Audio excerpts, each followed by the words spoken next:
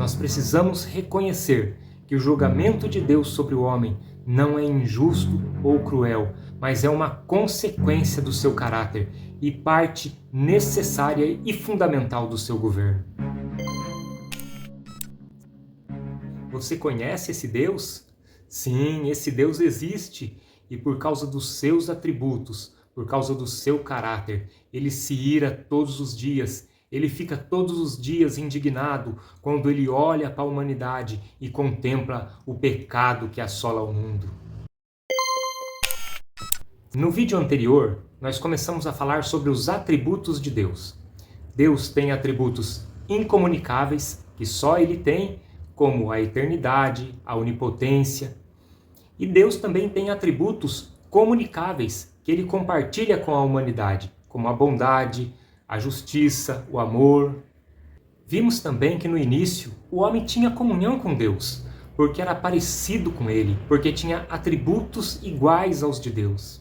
Mas algo manchou o caráter do homem e fez com que ele perdesse a comunhão com o Criador. E este algo que manchou o caráter do homem chama-se pecado. Mas para compreender melhor, eu recomendo que você assista o vídeo anterior. Para quem já assistiu, deve se lembrar daquelas perguntas difíceis de responder. Por que, afinal de contas, Jesus teve que morrer em uma cruz romana? Por que Deus teve que entregar o seu filho à morte? Será que não existia outra solução para que Deus salvasse o homem da condenação? Para entender por que Jesus teve que morrer naquela cruz romana debaixo de maldição, nós precisamos abordar com mais detalhes alguns atributos de Deus. 3 em específico: o amor, a santidade e a justiça. Vamos começar pelo amor. Deus é amor. A Bíblia nos ensina na primeira epístola de João, capítulo 4, verso 8, que Deus é amor. E que seu amor o impulsiona a se entregar pelos outros para o benefício ou bem deles. Essa é uma informação muito importante. O amor de Deus é sacrificial, ele se sacrifica pelos outros. Mas é importante nós entendermos que o amor de Deus é muito mais que uma atitude ou uma emoção. Deus não só ama, Deus é amor, faz parte da sua essência. Independente do que nós podemos pensar ou ouvir, por exemplo, alguém pode falar, mas se Deus é amor, por que ele permite uma catástrofe?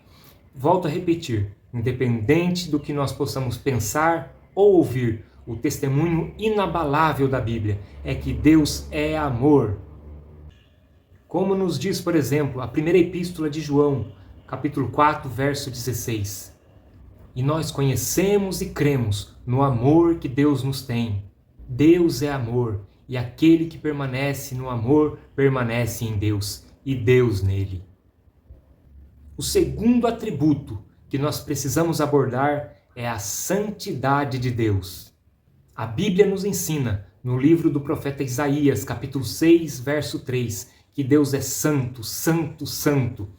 Essa palavra nos comunica a ideia de um ser separado. Com respeito a Deus, essa palavra tem 2 significados importantes. Primeiro, significa que Deus está acima de toda a criação, sendo totalmente distinto de todo e qualquer ser criado. Só Deus é Deus, ele é separado, transcendente e incomparável. Nada nem ninguém pode se comparar a esse nosso Deus. Em segundo lugar, a santidade significa que ele está acima ou separado de toda a corrupção moral de sua criação e de tudo que é profano ou pecaminoso. Deus não pode pecar, não pode ter prazer no pecado e não pode ter comunhão com o pecado. Esta é uma informação fundamental. A separação é tão absoluta que não é que Deus não possa pecar, e de fato ele não pode mesmo, mas é que Deus não pode se aproximar de nada que contenha uma fagulha de pecado.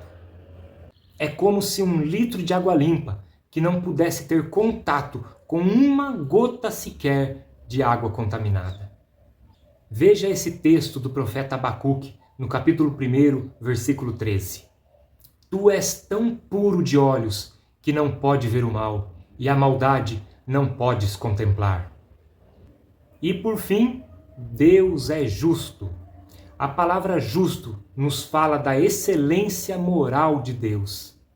De acordo com a Bíblia, Deus é um ser perfeitamente justo e que age sempre de forma perfeitamente coerente com quem Ele é. Não há nada de errado ou incorreto na natureza de Deus ou em suas obras. Ele nunca fará nada que justifique qualquer acusação de injustiça contra ele. As suas obras, decretos e juízos são absolutamente perfeitos. Agora preste atenção, você precisa entender isso. Deus sempre, definitivamente, Deus sempre precisará punir o mal, punir o pecado, ou então ele deixará de ser um Deus justo. Como está escrito em Deuteronômio capítulo 32, no verso 4. Ele é a rocha cuja obra é perfeita, porque todos os seus caminhos juízos são. Deus é verdade e não há nele injustiça, justo e reto ele é. Agora veja isso, de acordo com a Bíblia, Deus revelou a sua vontade a todos os povos, ou seja, aquilo que é certo e aquilo que é errado. Deus revelou a sua vontade de 3 formas. Deus se revelou através da sua criação, conforme está escrito no livro de Romanos, capítulo 1. Olhando para a criação, eu compreendo que necessariamente é preciso que exista um Deus, e a partir dessa informação eu devo saber como agir. Deus também revelou a sua vontade através da consciência das pessoas, conforme está escrito em Romanos capítulo 2. Ou seja, mesmo que não houvesse leis, a nossa consciência nos diz o que é certo e o que é errado. Mas Deus se revelou mais claramente para nós através da sua palavra, a Bíblia. A palavra de Deus sempre nos ensina o que é correto, sempre nos ensina qual é a vontade de Deus. E Ele julgará cada pessoa de acordo com o padrão que tem sido revelado a eles. Chegará o dia em que Deus julgará a todos com os mais estritos padrões de justiça e equidade, recompensando o bem que é feito e castigando o mal. Diz a palavra em Eclesiastes capítulo 12, versículo 14. Porque Deus há de trazer a juízo todas as obras, até as que estão escondidas, quer sejam boas, quer sejam más. Eu acho que eu já falei isso, mas eu torno a repetir.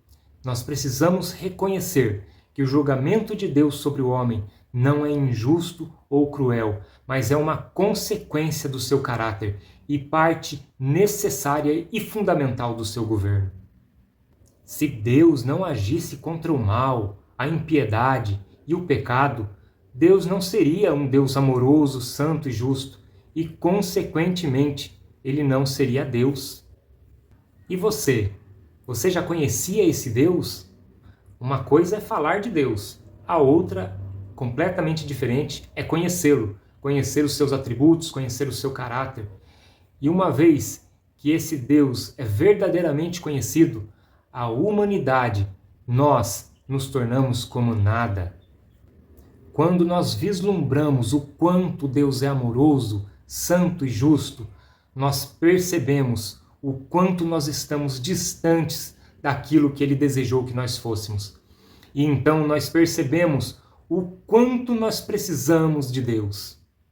Desde a queda do homem, do pecado original, nós que éramos para ser a imagem e a semelhança de Deus, decaímos para uma condição muito mais baixa, tudo por causa do pecado. No nosso próximo vídeo, nós abordaremos essa nossa condição e veremos como o caráter da humanidade ofende e nos separa desse Deus amoroso, santo e justo. Espero que vocês, meus amigos, me acompanhem nos próximos vídeos, que curtam, comentem e compartilhem com pelo menos uma pessoa que Deus colocar em seu coração. Mas também é fundamental que você aí, você mesmo, assista os vídeos por completo, para que você possa compreender de fato o que é o verdadeiro Evangelho de Jesus Cristo. Eu estarei aqui para te auxiliar nessa jornada. Esse trabalho é baseado no livreto intitulado O Evangelho de Jesus Cristo, escrito pelo pastor missionário Paul Washer. E você poderá acompanhar essa série de vídeos aqui na internet pelos nossos canais. É só procurar por @Loucos por Amor de Cristo.